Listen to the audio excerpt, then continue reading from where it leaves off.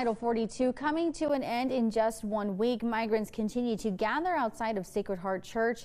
KTSM News reporter Jasmine Perry spoke with a Venezuelan migrant who's been sleeping out there with her family for the past few days. Good morning, Jasmine. Well, good morning. With scores of migrants making the hazardous trek to the U.S. seeking asylum, one Venezuelan mother shares her heartbreaking decision when she has to leave her son behind for a better life. Take a listen. I was working in Mexico, but in Mexico you live with fear, especially the women. A life being sexually abused and threats. These are the words of a Venezuelan migrant who traveled from Moron, Venezuela without her 11-year-old. I was regretting not bringing my son, but in every circumstance that I have lived, I thank God that I didn't. I saw so many children die in a cell as well. The specter of death, a constant companion, especially traveling by train. I wanted to bring my son because everyone was crossing with their children. But with all this risk-taking, I'm glad I didn't.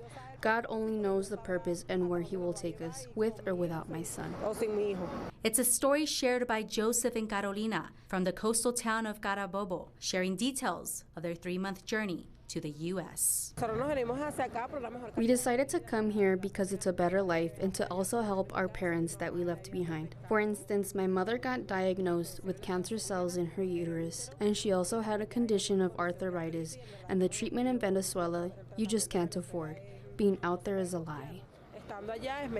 Carolina opens up about the dangers of getting to America, sharing she experienced a miscarriage when traveling through Panama. They stole from us in Panama, so after we got down the hill, they tried to sexually abuse us, and with all the beating when we got to the shelter, it's like my body took a toll, and that is when I lost my baby. Battered, bruised, and left without money, Carolina, along with her husband Joseph, her sister and brother-in-law, traveled to Nogales, Mexico by train.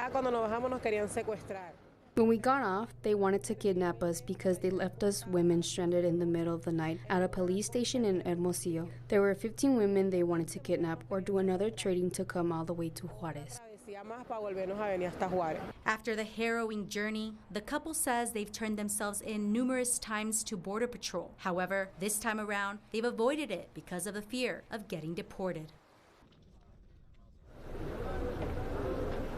Now, even with the loss and danger, Carolina still has hope to get a job out here in the U.S. now and hopes to get to her final destination, which is in Denver, Colorado.